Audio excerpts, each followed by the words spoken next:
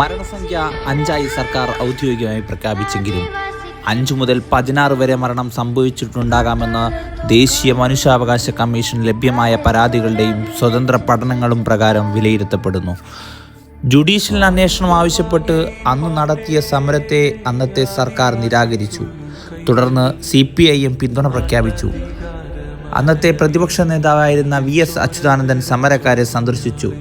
അതേ തുടർന്ന് നിയമിച്ച justice VR Krishna Iyer commission police നടപടി അമിതവും പൂർണ്ണമായി അനാവശ്യവുമാണെന്ന് വിലയിരുത്തി. 2023 മാർച്ച് 7 പിണറായി വിജയന്റെ നേതൃത്വത്തിലുള്ള LDF സർക്കാർ മുത്തങ്ങ സമരത്തിൽ ഉൾപ്പെട്ട 283 കുടുംബങ്ങളിൽ അവസാന ബാച്ചായ 37 കുടുംബങ്ങൾക്കും പട്ടയം അനുവദിച്ചു.